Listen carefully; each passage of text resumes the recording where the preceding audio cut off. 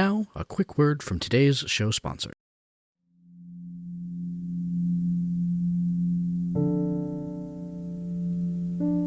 Buried inside each and every one of us is the knowledge that at some point we're all going to die. Everybody you have ever known has died or will die, and yet we never really talk about this until it's happening. In life, as they say, we are amongst death.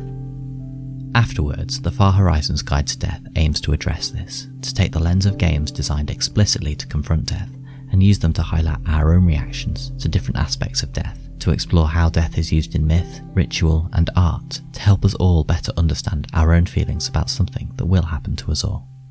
Afterwards is an anthology of 4 games built around a central essay. We examine how our understanding of death diverges and converges through several topics: emotional responses to death, such as Jess Markram's game Farewell My Heart; superstition and our understanding of our own mortality, such as Poorna M's game Shadow Market; how art and myth leverages the raw energy of death, such as Keith Asada's game Car on Rails; and how communities live and die through their members, such as Jeremy Border's game Upon the Digital Sea. Afterwards is crowdfunding now on Kickstarter.com until Friday the 13th of October. If you want to get a beautiful black linen-bound hardcover book filled with cutting-edge games from diverse voices from all across the indie scene, all presented by the inimitable Far Horizons Co-op, search Afterwards, the Far Horizons Guide to Death on Kickstarter.com now. Death will never be the same again. Welcome, everybody, to today's episode. So I know I'm really jazzed to be talking about this particular episode today. We are on the verge of our second Kickstarter. We're going to be talking a bunch about it tonight, getting into the content that's in this book. But before we go ahead and get into that, Mr. Myers, Mr. Miller, good evening. Nice to see you again. Feels like it's been a while. It actually hasn't been that long since we recorded, but it feels like it's been a while, and I don't know why that is.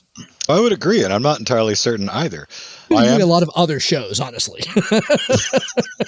Right. That's why. It's because we're sitting down and talking about our stuff instead of chatting with other people about the Kickstarter. And this one's about the Kickstarter too. So it should fit right into the whole theme that we've been running with. We have been living and breathing this Kickstarter already for a couple of weeks. And for everybody out there who is curious about what kind of the media tour of a Kickstarter, a burgeoning Kickstarter looks like, before the Kickstarter actually launches, we will appear on 12 other podcasts, which is insanity. A lot. It's a lot. A lot of recording nights. And there's been some discussion over the scheduling so far too, but we're working it out. There certainly have been. We've had to go ahead and tweak some things. Yeah, and a few of those we've actually already done. So some of at least one has already aired, which was a great time. So we've already recorded at least 4 of them, I think. Exactly. I was going to say, we've recorded like 4 or 5 already. By the point that this episode airs, another half dozen or so will be coming out. We're very excited for all the shows that we've been on. Very appreciative to the other podcast guests, the other podcast shows that we've been on to go ahead and talk about the book. Already made some great friends and some great connections with some new shows that we'd never even talked on before. So it's been a good time, and it's been a lot. And so we're really excited to be sitting down on our own show and talking about our Kickstarter tonight. It has been a lot, but I've enjoyed meeting the new faces. They were a good time. It's been a hoot. We love this podcast community like so much. That's one of the coolest things about doing a podcast is being able to sit down and talk to other awesome people doing awesome things. And there's really no better way to go ahead and do that than have someone kind enough to invite you into their home to go ahead and talk on their show. I know we love inviting people into our home to go ahead and talk on our show, and we're very appreciative to the folks that extended the invitation the other way around. We've had one of them become a new candidate to possibly join us on the resurrection of class warfare. Look forward to that. 2024, big things. I think that we would be remiss if we did not mention. So we are making some changes at the back of the house here at Tabletop Journeys right now, and we are opening up some watch us record the show invites for Patreon subscribers. So you'll hear the ad in the middle of the show here about our Patreon. If you have been thinking about becoming a Patreon supporter and helping us support the show, like our fine friends that are backstage right now are, this is going to be an excellent time to go ahead and do it, because you'll gain another new perk where you can actually watch the insanity as it unfolds. As one of them said earlier, you get to watch the bloopers as they happen instead of having to wait till the end of the year. So that's a benefit that everyone can get behind. You get to hear Glen at his who's most sweary, and it'll be a good time. So. And learn that I'm not the only one that swears. That's just so everybody's aware. Generally speaking, I drop mine before we hit record. I'm just going to throw that out there. The editing may show otherwise. To that end, thank you very much, Marty Napier and Dave Rideout from our Patreons for joining us tonight for the play test of this program as we try to work out the kinks. Yep. Absolutely. And kinks there have been. So before we roll it out as a full-on perk, we will have all the kinks worked out of the system, but this is definitely the direction we're heading. We want to have more of you out there in the audience have the opportunity to join us here on the show, and so we're going to find ways to make that happen. And it'll be fun to get questions like as we're going or at the end, however we decide to handle them. But because really juicy questions come up, we may the backstage audience can make comments in the text chats. So, all right. Without further ado here, let's go ahead and roll in here. So if somehow you have not heard about the Kickstarter that we have coming up here, the Kickstarter is going to go live on September 28th, and it is for book number 4, which every time I say that still sounds amazing that we're putting out our 4th book this year. The 4th book is going to be The Traveler's Guide to Factions. All of us here on the show have come up with brand new factions, plug and play factions that you can bring to your game regardless of the system, the setting, the time period. They're being designed specifically for portability as gigantic flavor bombs that you can drop in the middle of your game, either as player-friendly NPCs, as adversaries, and there will even be options on how to go ahead and play them as players. Gentlemen, what else did you have to say about the book before we get into the meat and potatoes of what this book is going to be?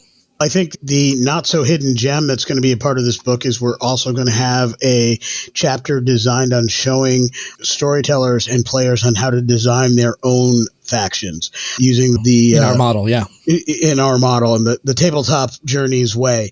And the idea is that we can't come up with 100% of every good idea out there in the universe. It's not a possibility. But if we have a template that works, that gives you all the things that you need to have a faction play well at the table, that's what we want to provide folks the ability to do. So if a storyteller has an existing game and they have a faction partially described, but they really want to flesh it out, or they now want to start bringing other elements to the game so players can join that group or be from that group or have some history with that group, we're going to have the ways to bring those elements to every game. So you can take factions you're already using and beef them up. If there's a game that you're already playing a typical WotC game, and you want to take factions that they have and really make it juicy and really make it stand out, we're going to show you a good way to make that happen. We're really looking forward to being able to bring that to your gaming tables. I think that portability piece will really be key with this project, because we all know that there's been some kerfuffle in the RPG community. We won't dive down that rabbit hole tonight at all, really, beyond that one comment. It's important to us that we're not just writing for one game. We don't have a whole lot of systems, both available for some of the ones that are in development now or under our belts yet, to try to write full mechanics for every faction that we're creating. But the lore will remain predominantly mechanic-free, but be fully fleshed out to give you a history and a living, breathing society that you can drag and drop into your world. And we're even going to break that down for each faction based on how it would look as it moved through history or even genres, so that you can look at it for like early fantasy, the Renaissance period, and then getting into modern day and futuristic or dystopian. And for each society, we're trying to imagine what that would look like. And even if we're not fully rewriting it for each one, we're putting in pieces about this is what you could change to make it fit there. And we're really hoping that what the outcome will be is something really special that works across multiple platforms. But we will still be providing you with some stats, and they will be 5e compatible, because that's the main system that we have to work with at the moment, and that'll come in when we put in stat blocks for NPCs. It should be a whole lot of fun, not just for us to write, but for y'all to dig into. All right. That's a pretty good primer. So let's go ahead and dive in here. I want to crack open. We have 9 factions that are going to be in this book. So let's go ahead and start talking about what's going to be in here. Glenn, why don't you start with your first one tonight? I'm going to lead with Commonwealth Records. Commonwealth Records it started out as what would an early music producing company be doing? It would be collecting and preserving the folk art and the folk music of the world around them. So Commonwealth Records is a faction of bards and scholars and historians that are dedicated to exploring the different cultures, or every culture they can come across, their legends, their songs, their music, and recording it and preserving that music and folklore basically for not just themselves, but for everyone. I'll give you a little bit of a secret about what's behind it by the time I'm done with my initial blurb here. But basically, they believe that the best way to learn and understand a people is to dive into their music and their customs and their traditions, and then try to understand the history behind them too. And some members of this organization will be explorers that are ever wandering around while running into new cultures and documenting constantly, like on Star Trek, strange new worlds and new civilizations, where others might settle in an area and completely immerse themselves into a newly discovered culture, learning everything they can about the area's traditions and the people who practice them. And then everything that these historians learn is sent back to the Great Record, which is a vast library at the heart of their headquarters with a large round vault door made of solid platinum, which is actually the door to a dragon's hoard, because that's effectively what it is. The founder of Commonwealth Records was an ancient dragon that fell in love with music. I'm not going to go into all of the story there because I don't want to give it away. But he started it from there. He fell in love with a normal person, so to speak, and their music. And then from there, as he obviously outlived them, his love for music continued, and he started collecting it, and it slowly grew into this giant, potentially multiverse or galaxy spanning organization, depending on the game you're playing. And then as it moves through history, just to give you a little bit of idea of how it might advance, in settings where you get to Gaslight or the steampunk technology levels, Commonwealth Records would be one of the inventors of the first phonograph. Mm-hmm. And then at that point, their recordings and songs could be set up on a version of vinyl. I haven't decided exactly on a material like cylinders yet. And stuff like that. Yeah. And then as it moves on further, you could get all the way into producing records or managing musicians if you carry it that far into that futuristic a time frame. But I think it's going to be a lot of fun. I will admit that its original title, its original name, jokingly, was Empire Records from a movie from the 80s. But in the end, it did become Commonwealth. Yeah, I don't think we can use that. Yeah. Yeah, probably not.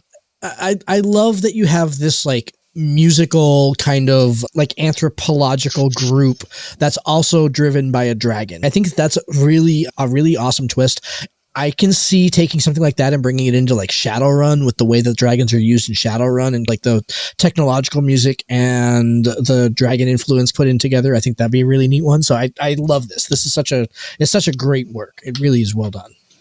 Absolutely. I love the idea of a group of individuals who are at their heart and soul anthropologists with a musical bent. As being a lifelong lover and fan of music, even when I was a kid playing G.I. Joe action figures with my best buddy across the street, our action figures had a band. We would go out and buy toys that had little guitars so we could put them in the G.I. Joe's hands with their kung fu grip and have them playing guitars, drums, and all of that stuff. We were in Connecticut, so it was Q105 while we were playing action figures. And then if a song we really liked, we'd stop and they'd do an impromptu concert. All those things. I am all about having music be a part of the fantasy games, the sci-fi games, and the current games, and the modern era games. I'm all about music being in there. Big shout out to Strange New Worlds and their Rhapsody in Space episode as well, because music has a point. It shows things about people, and it brings out and has the opportunity to bring things out in people. So having that be a part of your game at the table, chef's kiss. And I got to say, this is the first time I've said this. I didn't say it on any of the other shows we've appeared on yet. I saved it for hours. I'm going to be honest. While I was working on the concepts for Commonwealth Records, it became an homage to my two co-hosts. Aww. Because I am the least musically literate of the three of us, but music is so important to them. I'm like, they're gonna love this. Wait, they're gonna love this. Yeah. Which one of us is the dragon? I haven't decided if either of you is the dragon. Nice. All right, Lewanika, how about you, sir? Which one do you want to start with tonight? I am going to start with the Soul Society. This is a group that represents seekers of untold lore. In specific, this faction is a bunch of academics. They're sleuths. They're amateur adventurers, archaeologists of sorts. Very different than anthropologists because they are more focused on the artifacts, the writings, the items, the buildings and structures of ancient societies and preserving those things versus the current living cultures of those peoples or investigating the past living cultures. I can definitely see Soul Society members getting along with and working alongside the group that Glen has just described, but they are very different in what they go for and what they're actively in. These are the kinds of folks that will seek out an ancient artifact, not so much for the edification of the modern era and new people so that it can bring a new era of prosperity, but they collect things to make sure that they get saved. And that includes, in some cases, taking things from current societies so that great items of power are preserved through the ages.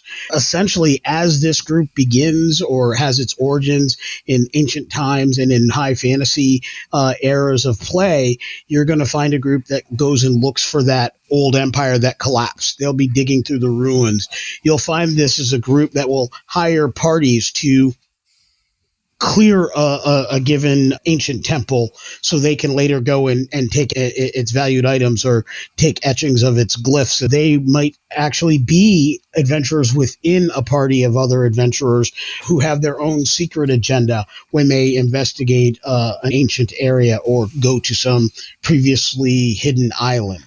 Most importantly, they really represent that fine line between a group that players can be a part of or possibly a group that players could be against. Just like Indiana Jones is mostly considered a player character, Belloc is not, right? But they could both be members of a group like this, right? Because they are the archaeologists. They're both looking for the same things. They just do it in very different ways and for very different reasons. So this has a lot of great weight for storytellers that want an interesting antagonist who's not necessarily a bad guy, but certainly in opposition to their players. So the hunt them, kill them is not a valid option.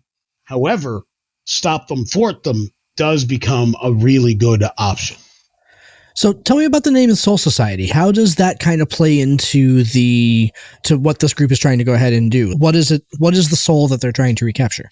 I think it's more about how they feel. They feel the soul of any great society, of any great grouping of peoples is in their artifacts. The only things that'll be left of a people when they've gone are their artifacts. It is their buildings. It is their writings. It is, in some cases, their ancient spell books or magic items. So they are here for that purpose, to basically preserve that. So they consider themselves the Soul Society because they are creating this collection of all the greats from every society, which in theory makes them the greatest society.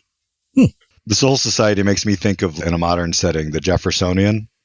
Yep. Or that short-lived show, The Librarians, like where there's this whole other world that they're aware of. Warehouse 13. Warehouse 13, very much. Yep. Josh, what have you got coming up for us? I'm going to go ahead and start with the one that I have been living within for the last couple of weeks. That's the Ember Weavers. The Ember Weavers are that mix between super technological group and super magic. They are very much a group that represents the merging of those two things with a kind of industrial twist to them. So if you think about, like in Shadow and Bone, think about how the Grisha are monetized or industrialized on some level to go ahead and for production. Imagine that, but instead of producing kind of pure magic, they are producing automatons and things that are fueled by magic. Again, this mix between technology and magic.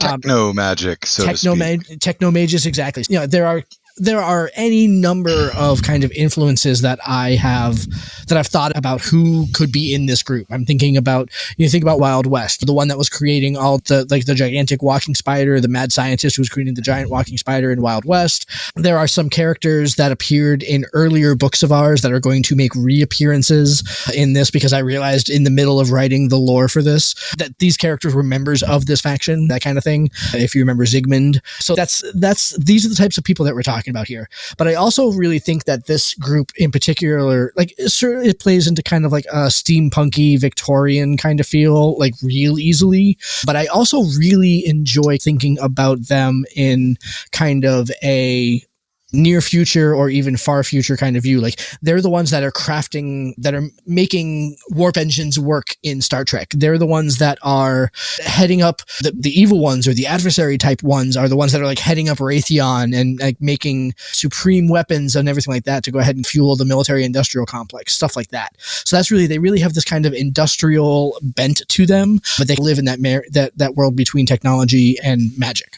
So. And we were talking earlier about like how much lore these things are going to have. Keep in mind, the first version of their lore document is 15 pages long. So it's going to be pretty significant in terms of its footprint in the book.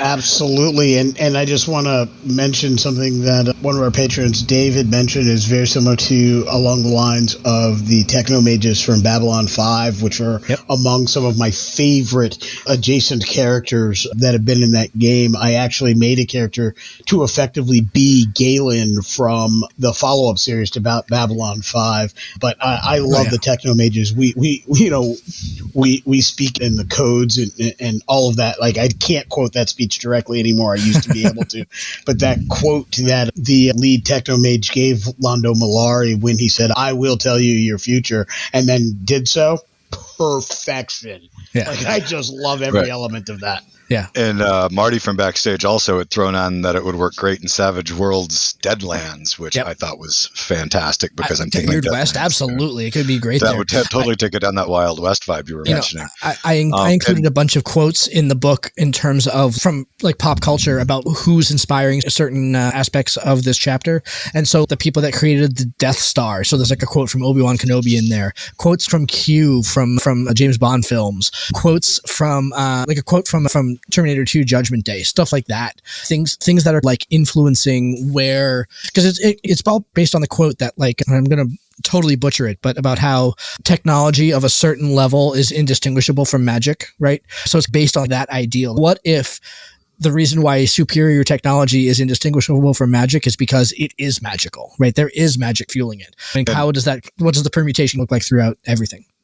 I love it, and I'm here for it. I actually, in my Rifts game that Lewanika used to play in, built in an entire techno-magic line in the FTA from the Ashes Society, the main bad guy element, and used it against the party. They kept using the same tactics all the time. Carpet of Adhesion was a huge battlefield advantage for them.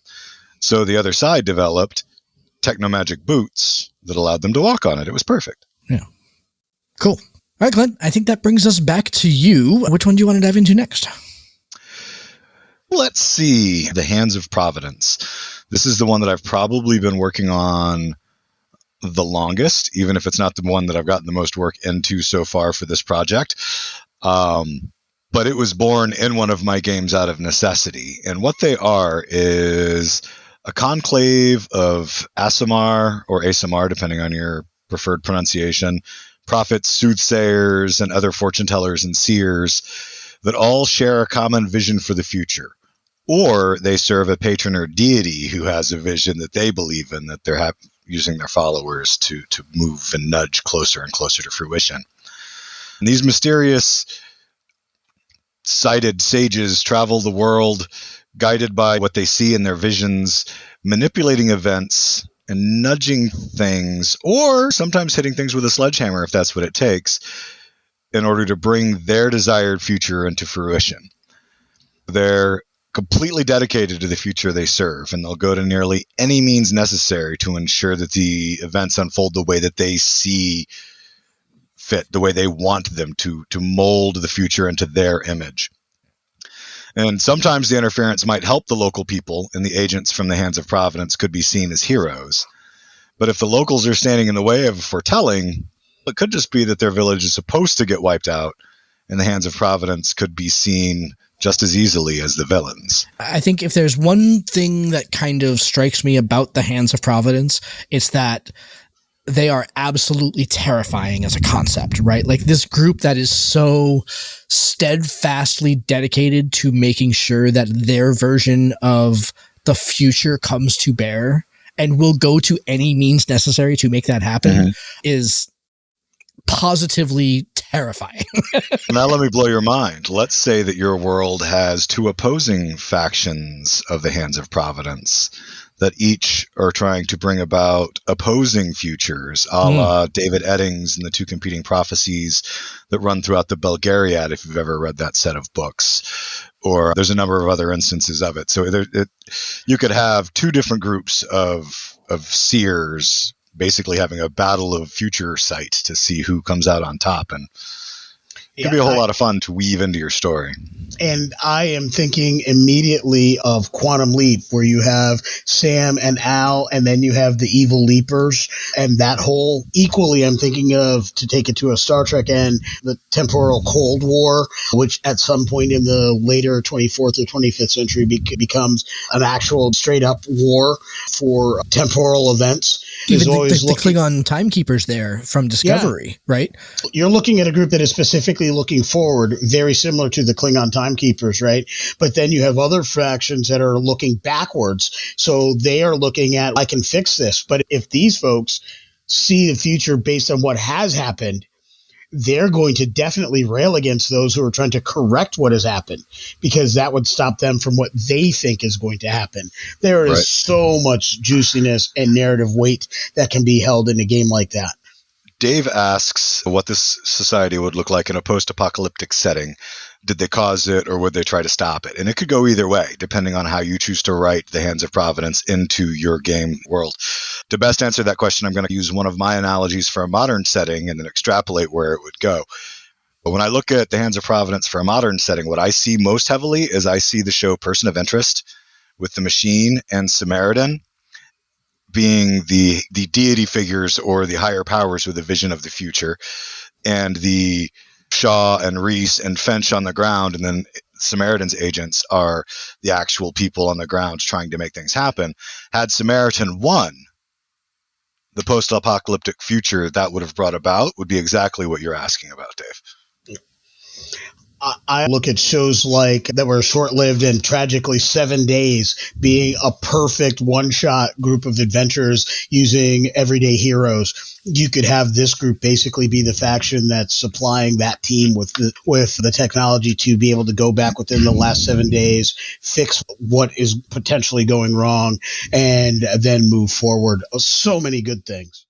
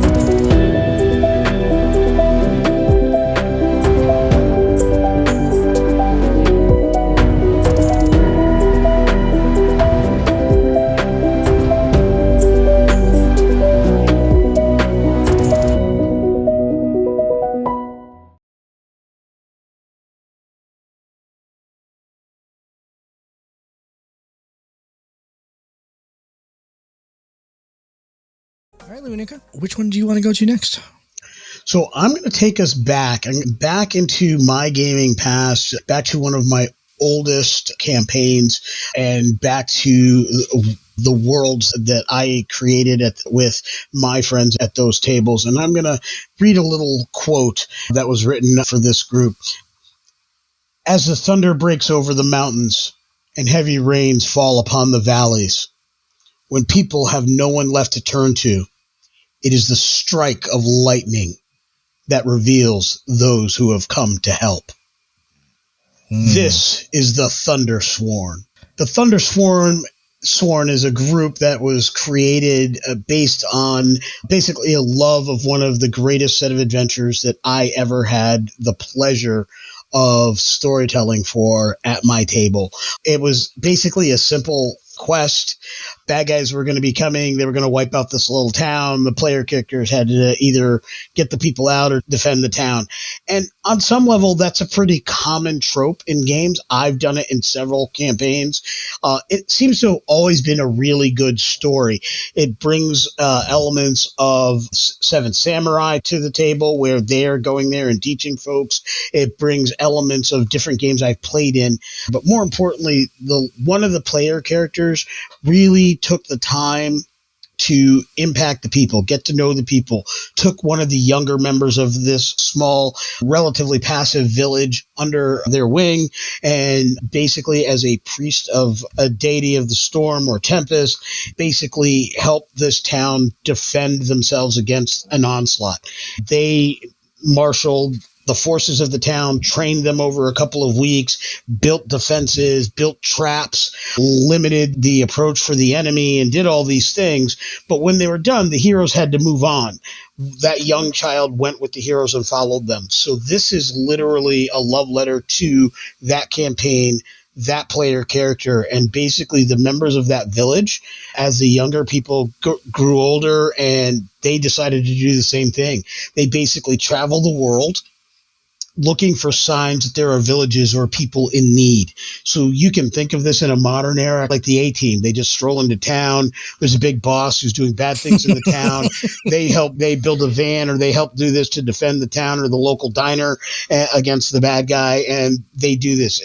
Any of those old 80s action movies where you have a bunch of heroes defend the common folks and basically get them to stand up against their oppressors.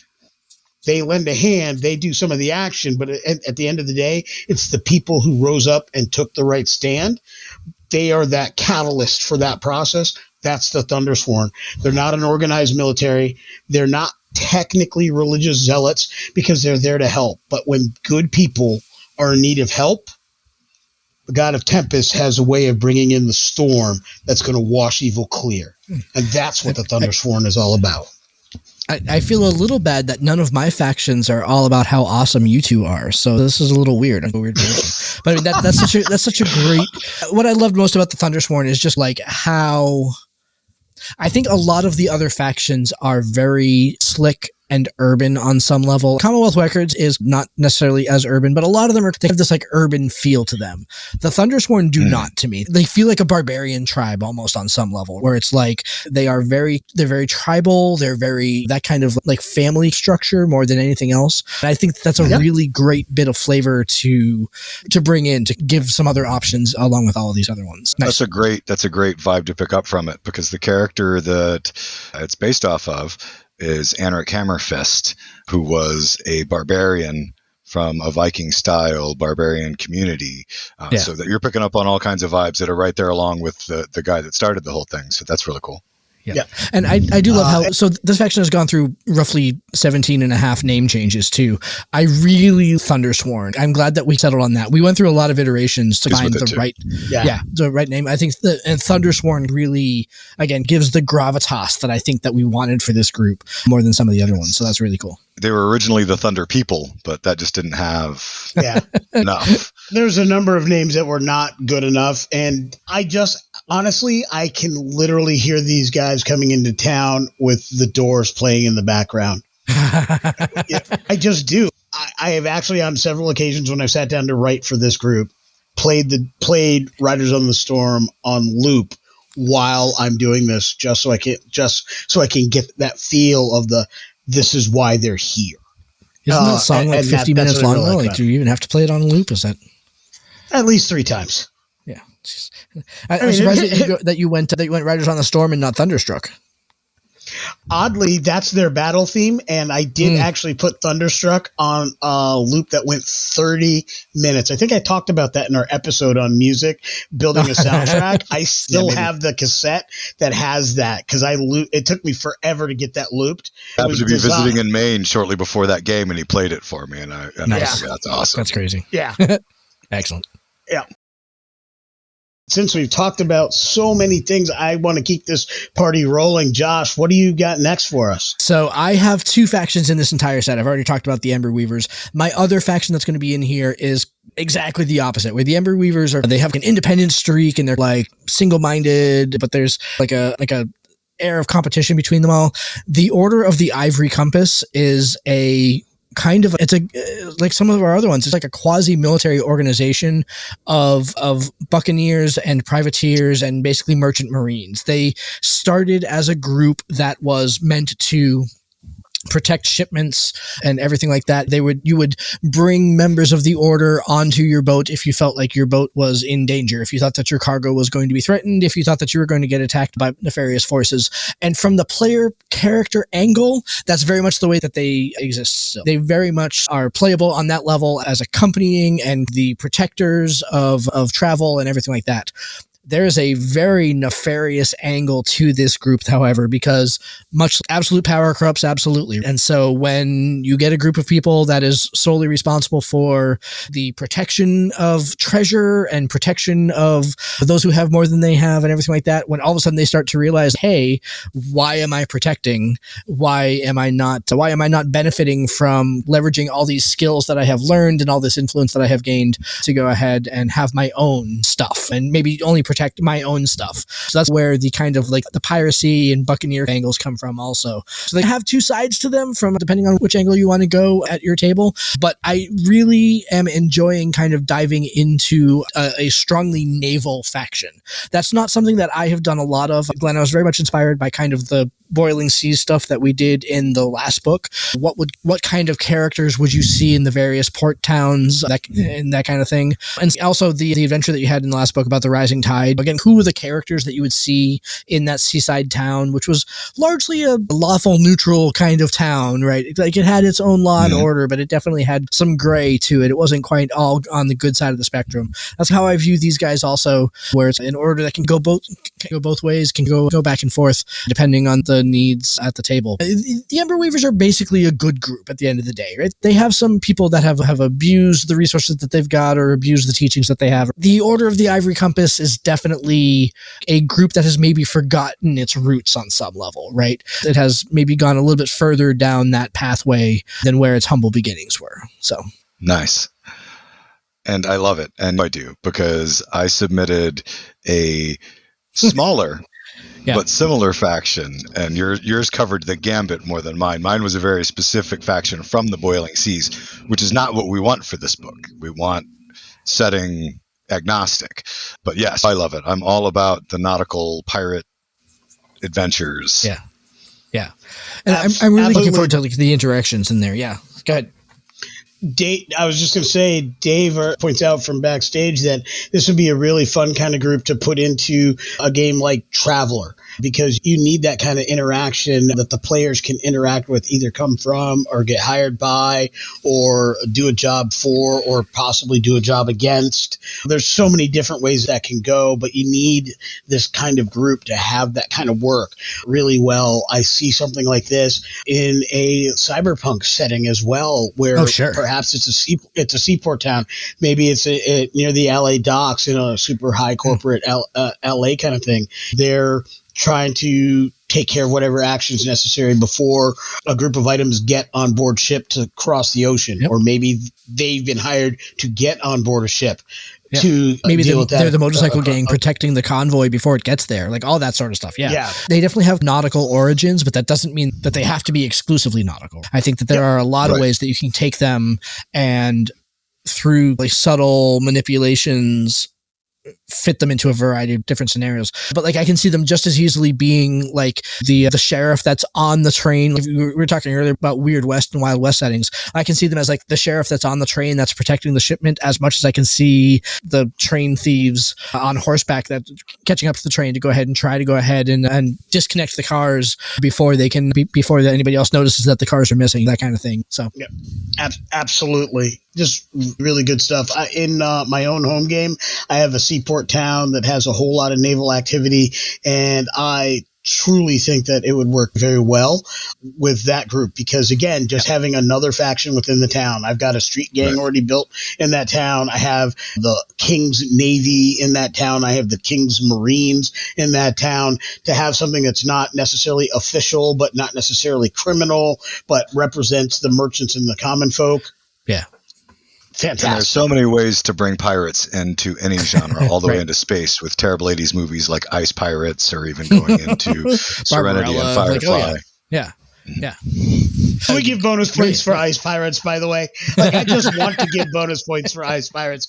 I don't think can't believe I pulled that out, can you? Yeah, like, I don't think we've talked about that movie enough in our show. So let's throw out some bonus kudos for Ice Pirates today. Thank you very much. He gets bonus points for Ice Pirates, and I don't get any for Barbarella? You can have bonus points for Barbarella, too. Thank you. I appreciate I'll say okay for that. I was originally going to reverse these two, but based on the way that you described the Order of the Ivory Compass, I'm not going to anymore. I'm going to use the fact that you talked about their humble or more pure origins and how much they've changed and deviated and drifted from that path. So I'm going to segue that right into the Guardians of the Grave, which has fast become one of my favorite factions to work on. I've been hip deep in this. This is the one I've been living in. And the Guardians of the Grave are a cadre of viciously dedicated undead hunters that seek out and destroy any kind of undead that exists, even those that purport to be serving good, even if it's Angel the vampire and Buffy, who swears he's good, he's got a soul. They don't care. The line between life and death should never be broken, and they kill all undead. They believe that moving from this life through death is a sacred journey, and that it should never be violated with a mockery of life at all, even though it's reported to be good. In fact, the only thing they hate more than the undead are the people and the creatures that create them. Their hunting methods are mercilessly effective, and they've developed strategies for taking down everything from mindless zombies and skeletons to powerful foes like vampires and liches. And there's even a small extremist splinter cell within the organization that extends their enmity to any who have been magically revived or resurrected as well, regardless of whether or not they're undead or qualify as normally alive. And they, too, started out from a very pure standpoint back in, say, the dawn of time, during a time of undead unrest. A group of clergy rose, and it was 100% a holy order to start. But unfortunately, there just weren't enough holy people to continue to refill their ranks, so they wound up opening up recruitment, and that continued to get worse and worse as the history goes on, and I won't give away all of it, but it ends with the incorporation of a faction of their soldiers, or a sub-faction of their soldiers, that are called the Branded. And the Branded carry the brand of the Guardians of the Grave because they have been recruited from prisons or court systems where they were going to be imprisoned for life for a very long time, and are willing. No one is allowed into the Guardians that is not willing to exchange their time for service with the Guardians, but then they're branded and remain part of the Guardians forever. It sounds so reminiscent of the Children of the Light from the Wheel of Time, and like the fervency that they hunt the Aes Sedai. I think that sort of character, we talked a lot about how these are going to have NPC kind of angles, but also player character kind of angles. I think that this is one of those that players should think really carefully about before going and picking up, because of kind of that extreme sort of position on things. And I think it's so juicy. An edgy background for a player, but you're not wrong. Totally. It's easy for this organization to cross the line in the name of good. Yeah. I'm really excited to how you translate this into like future sex and stuff like that too. In fantasy, the whole undead thing is really easy to explain, but I'm really excited to see how you bring this in the future. For Firefly, which we mentioned earlier, they may not actually be undead, but the Reavers could be brought right into that. Mm-hmm. But have you ever seen the movie Priest? Yes. I think so, it's a post-apocalyptic world where the civilization lives inside walled cities, but it was a vampire apocalypse style thing. And the priests go out and fight them. The guy who plays Dr. McCoy in the new Star Trek movies plays one of them, and he actually is the one who falls and winds up being turned, but he's so badass. It was phenomenal. This one, and for a number of these, this may become the case. It's going to be if it fits your world. If you're playing in a game that does not have undeath, then the Guardians of the Grave is probably the society in this book that's going to be the least useful for you. But that does not mean that the rest of them could not. Or maybe it's just because but again, there are ways to cross it over just by looking at anybody who's that monstrously inhuman. So I was thinking along those lines. That works in another good or great modern and post-apocalyptic movie and television setting, that being Legion, and specifically Dominion, the 2-season sci-fi network situation. I think those would absolutely be prime for this group, as opposed to undead. Perhaps it's their way of dealing with demons, or maybe they dislike angels as well as demons, and so they are fighting both of them. Perhaps they exist in a everyday heroes kind of game, or a monsters of the week kind of game, and they are the hunters, a la Sam and Dean from Supernatural. Yep. I think that this has great aspects, even if it's beyond the quote-unquote undead. I think as we write something that is system agnostic, this becomes very easy. Port it to whatever the inhuman monster type of your world is. That's an excellent point. We're writing a picture of what we see, because that's what we envision the most, but we're going to give you ways to blend it. Yep. So, all right, Lewanika, you got one more. What do you got? I'm going to take us to the remnants of an ancient empire.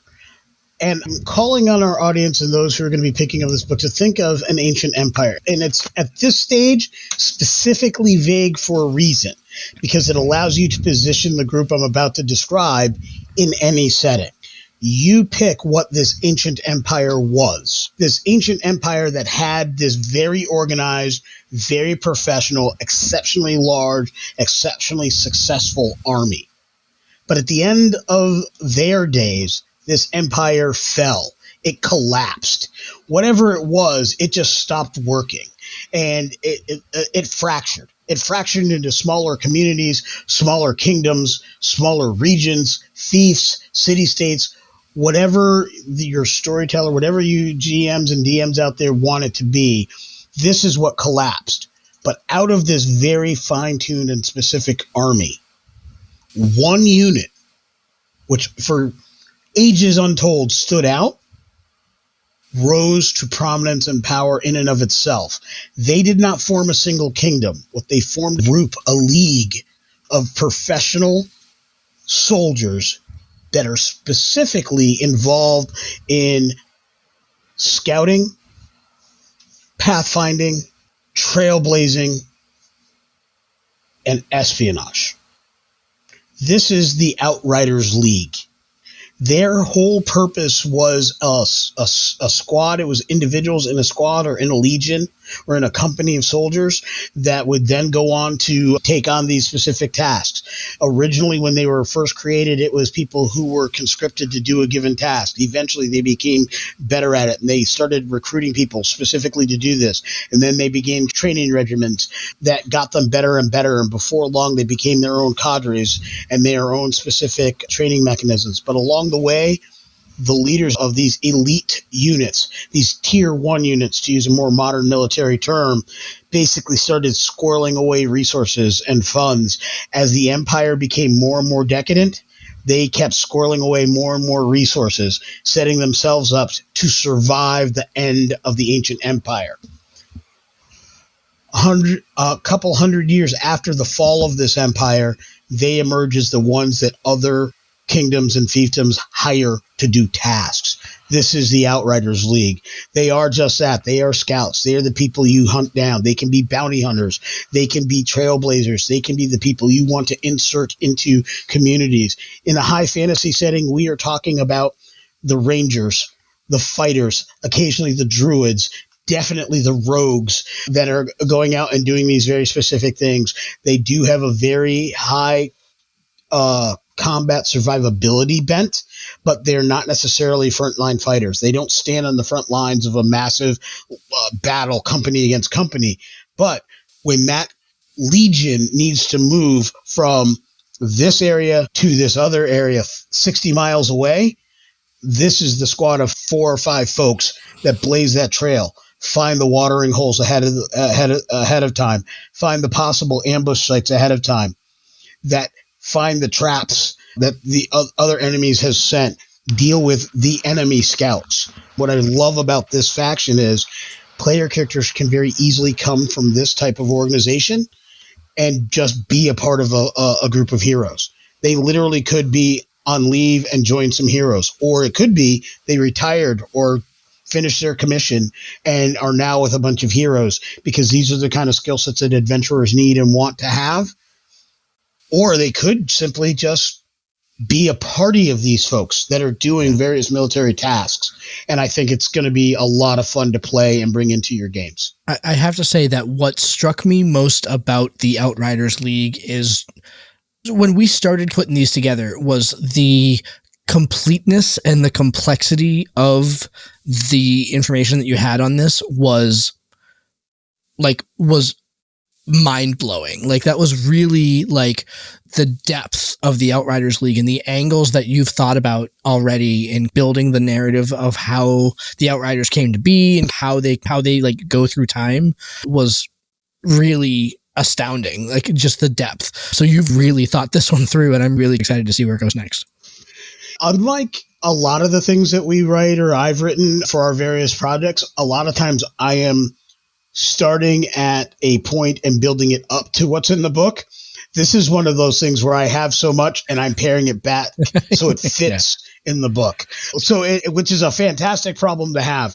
The back history and the behind the scenes on this, it's basically based on Roman legions and how the scouts for those Roman legions were throughout history. So the brief little story I just gave is a fictionalized version of the history of scout units. They started as conscripts asked to do various tasks, and then they move on to other things. So the idea is they're very steeped in that Roman era type of work. And the idea is really just to have them have that flavor as we start detailing their weapons, equipment, and training mechanisms. A lot of this is going to be focused on that, but a lot of the regalia and pomp and circumstance that comes from those Roman legionary times. And it really speaks to my military background, because a lot of what we do in the military has its roots and its beginnings in Roman professional soldiering.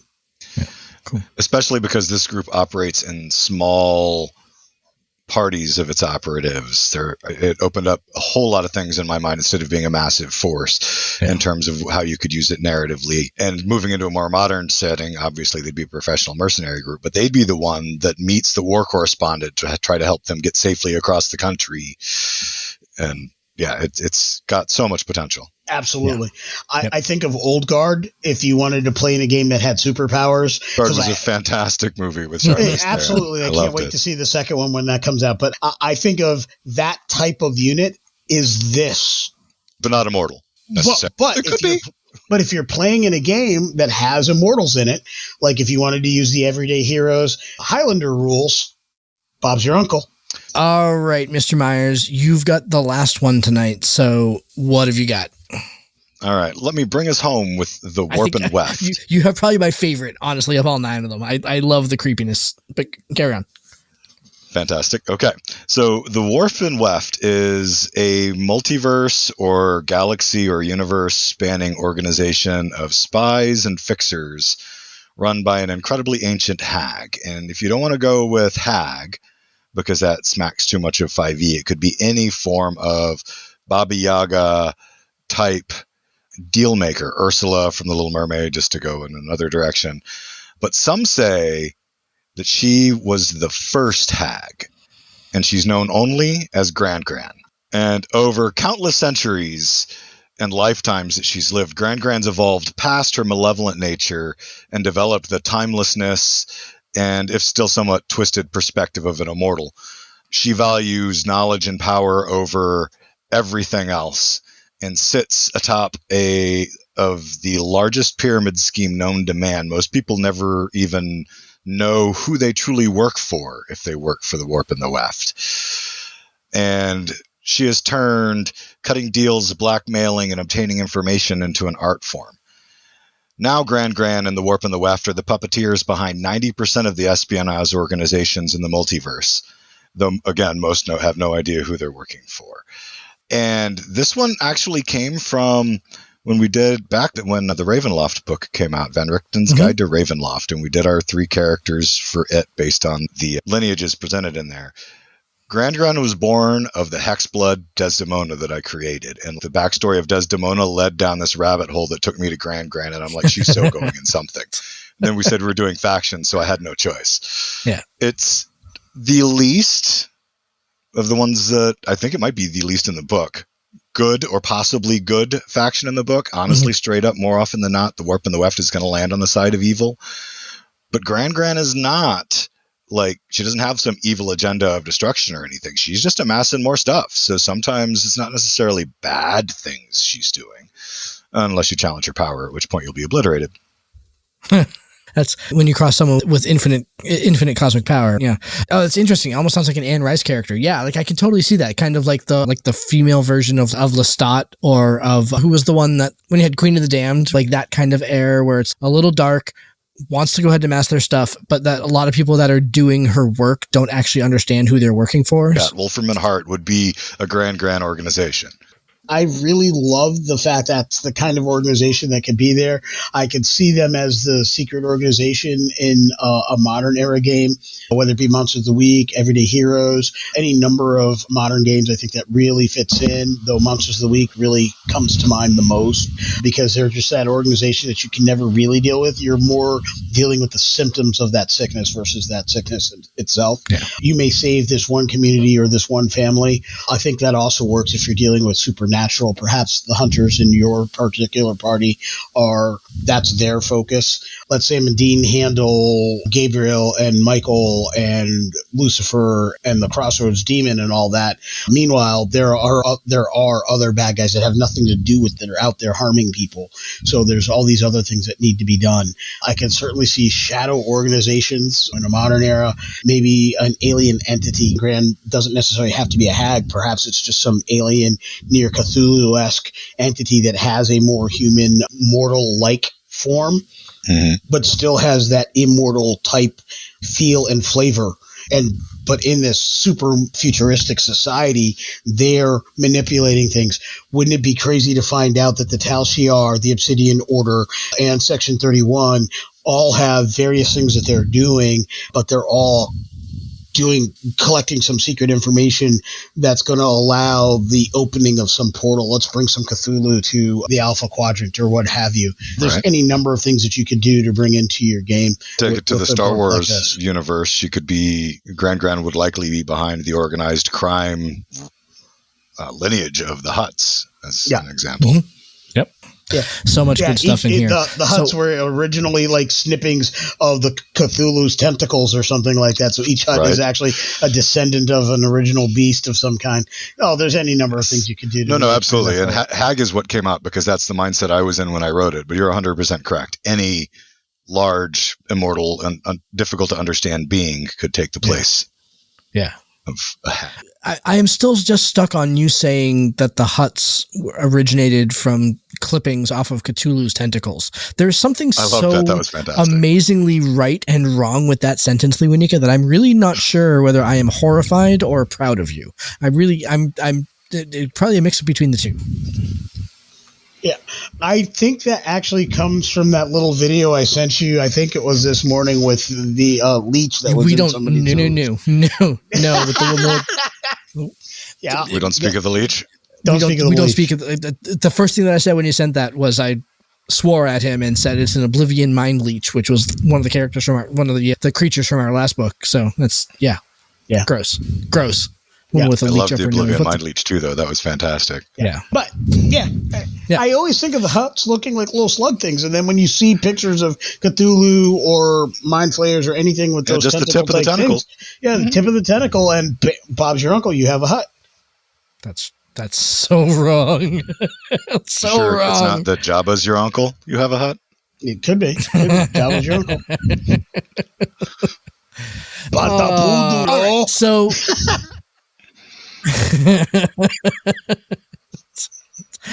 All right. So those are the factions that are going to appear in this next book. And anyone that is familiar with the way that we structured the last Kickstarter campaign, we're going to do very much the same thing this time around, where we have content-based stretch goals. So we have the base campaign offering, which is going to include all 9 of these factions, plus the chapter on how to go ahead and make your own, and then content-based stretch goals. So the higher this campaign gets, the more stuff is going to be in it.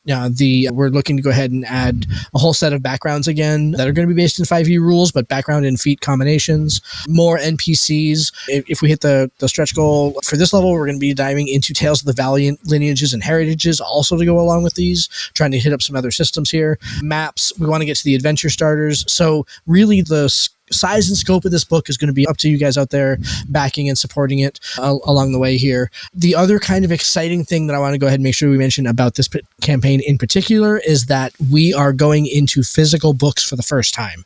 Again, this is going to be book number 4. Every book has been a digital copy. I have personally cheated on the side and made sure that I got myself a print copy of most of our books after they get done, because I like the feeling of real books. This time around, we're going to be offering a physical book tier, and that also includes retailer tiers. So talk to your friendly neighborhood game store, let them know about the campaign. If they want to get good independent content on their shelves, have them hit us up, because they can buy in bulk and get a good price for the books to go ahead, give them plenty of margin to go ahead and make money on the other side. So.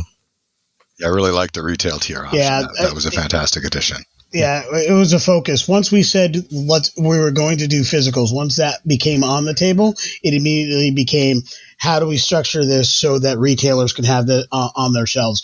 And one of the main focuses, and I'm going to give a quick shout out here to my local store, Citadel Games, is the fact that I always had a little pang of guilt selling only digital products. Yep. And some of the things we've done, some of our earlier book projects were DM's Guild, so we had no option. There really was no other way to do it. If we're doing WotC level content, we are required to keep it in that digital space, or only these other folks can retail that. We don't have choices there. But once we were completing our last project, it dawned on me that this is a great thing that is not on the shelves of my local store. And that's not because I want to be able to brag about it, though I will.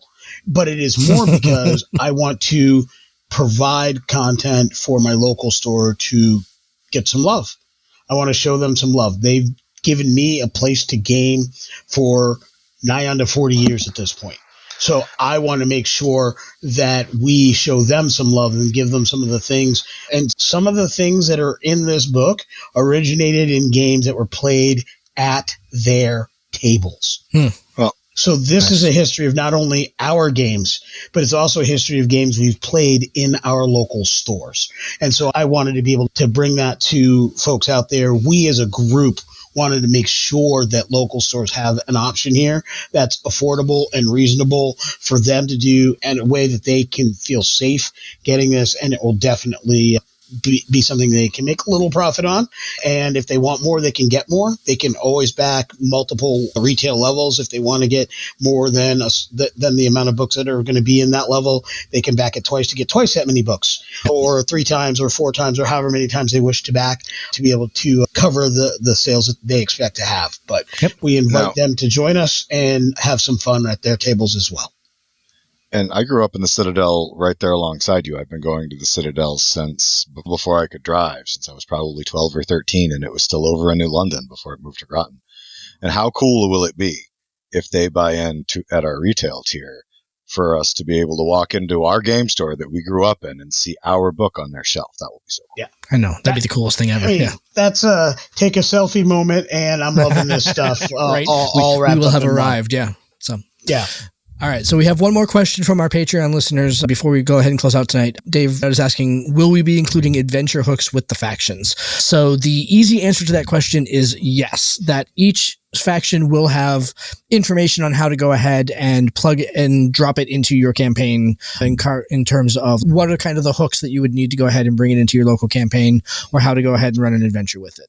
We are also hoping that if we hit the stretch goal for it, that much like our last book, we're going to have those full chapter long adventure starters like we had in Heroic Subclasses of the Multiverse. And for folks that didn't back that book, basically what they were is that the adventure starters were a collection of 6 to 10 encounters on a particular adventure that kind of started along a particular story and then left it with a series of questions for your storyteller to answer about what happens next after you get through those 6 to 10 adventures. So if we hit the stretch goal for it, each faction is going to have its own adventure starter. So if you are sitting at home doing the math right now, so we expect that the factions themselves there are 9 of them.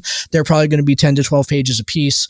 Each of those adventure starters was also about 10 to 12 pages a piece. So this is going to be, if we get up to those stretch goals, this book is going to be a chonky boy. It's going to be a big book, 200-300 pages possibly. So there could be, and we want it. This is what we're asking for. We want to go ahead and hit all these stretch goals. We want to go ahead and do all this writing. Give us homework. Back the Kickstarter campaign. Get the big book, because you're not going to get a 300-page book for the price that we're offering it on the Kickstarter from Wizards of the Coast. I'll tell you that much. You could pay more than what we're asking for and get probably half as many pages. Yeah. And Glenn does raise a really good point that if we back all these things and we're writing a 300-page book, we're going to be crying a little bit on the inside, but they will be tears of joy. I promise you they will be tears of joy, but there will be tears. That's true. Yeah. So tears of joy will be the only ones that are allowed to escape. Exactly right. Yeah. So thank you very much for listening tonight. I really appreciate it. Again, the Kickstarter campaign launches on September 28th. If you go to Kickstarter right now and search Traveler's Guide to Factions, you will see the preview page. You can also see the preview page all over our social media. So if you're following us on Twitter, on Blue Sky, on Facebook, wherever you're following us, you will see the link in there. But Traveler's Guide to Factions comes to Kickstarter on October 28th. It's going to be running through October 24th. So it'll be almost a month-long campaign. If you couldn't tell from the way that we were describing these factions, we are really excited about this stuff. We really enjoy bringing unique, independent content to folks, and this book is going to be unique. These factions are going to be they're what we've seen already is flat out amazing, and we're also really excited too that because of the way that we're structuring this campaign, we have a lot more custom art that's coming into the book this time around than we did last time. We built ourselves more budget for that this time around, so we're really looking forward to that also. All right, gentlemen, any other last thoughts before we call it a night? I think we got it pretty much all. This is going to be a good-looking, good read, lots of fun at the table kind of book. And I can't think of a better project to be number 4 for Tabletop Journeys. I know, right? It still sounds weird every time I say it, book number 4. But anyway, thank you very much to the Patreon listeners listening in the background here. Appreciate you chiming in tonight. Next week on the show, we've got a fantastic interview with Alan Tucker, who's the creator of the new supplement Eye of Everywhere. It's a brand new game that's currently on Kickstarter. I think its Kickstarter just ended, actually. So Alan's going to be coming on talking about on Tuesdays. The Star Trek Preservation's actual play is rolling on. If I'm doing my math correctly, the episode that has just aired is the episode where they find themselves kidnapped by the Breen at the end. Gentlemen, thank you very much for your time. Thank you everybody out there for listening. Hope that you enjoyed tonight's show, and we'll be back next week with our interview with Alan Tucker. Until then, everybody, have a good night. Thanks so much. Later. Good night, all. Thank you for joining us. This has been Tabletop Journeys. We would love to hear your feedback on our show today. Join us at www.ttjourneys.com, where you can subscribe to the blog to leave comments and see all the content that we publish beyond the podcast. You can also stay in touch by subscribing to our Twitter, Tumblr, or Instagram at TT Journeys, joining our Facebook group, Tabletop Journeys, or by sending an email directly to podcast@ttjourneys.com. Our full episodes come out every week on Friday, and every Tuesday features actual play and gameplay showcase episodes. Looking for early access? You can support the show and get episodes before everyone else at www.patreon.com/ttjourneys. Check it out today and see all the awesome benefits we bring to our supporters. Lastly, if you're listening to us on Stitcher, iTunes, Podchaser, Spotify, or Audible, we would really appreciate it if you would like and subscribe to the podcast on that platform. Thank you for listening and for being a part of our growing community. And we bid you fair tides, friends, for legends await.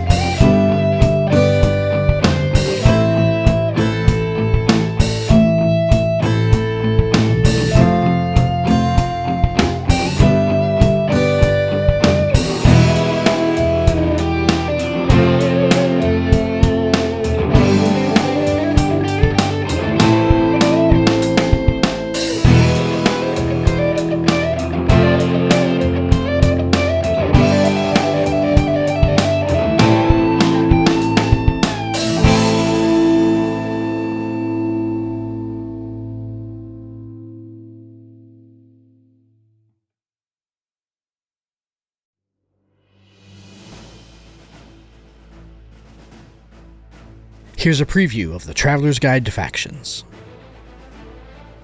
Commonwealth Records started out collecting and preserving the folk art and the folk music of the world around them. So Commonwealth Records is a faction of bards and scholars and historians that are dedicated to exploring every culture they can come across. The Soul Society. This is a group that represents seekers of untold lore. This faction is a bunch of academics. They're sleuths, they're amateur adventurers, archaeologists of sorts. The Ember Weavers are that mix between super technological group and super magic. They are very much a group that represents the merging of those two things with a kind of industrial twist. The Hands of Providence are a conclave of Aasimar prophets, soothsayers, and other fortune tellers and seers that all share a common vision for the future. This is the Thunder Swarm. They're not an organized military. They're not technically religious zealots because they're there to help. But when good people are in need of help, the God of Tempest has a way of bringing in the storm that's going to wash evil clear. The Order of the Ivory Compass is a quasi-military organization of buccaneers and privateers and basically merchant marines. They started as a group that was meant to protect shipments, definitely a group that has maybe forgotten its roots on some level. The Guardians of the Grave are a cadre of viciously dedicated undead hunters that seek out and destroy any kind of undead that exists. The line between life and death should never be broken, and they kill all undead. This is the Outriders League, a league of professional soldiers that are specifically involved in scouting, pathfinding, trailblazing, and espionage. The Wharfman Weft is a multiverse spanning organization of spies and fixers run by an incredibly ancient hag. It could be any form of Baba Yaga type dealmaker, Ursula from The Little Mermaid, just to go in another direction.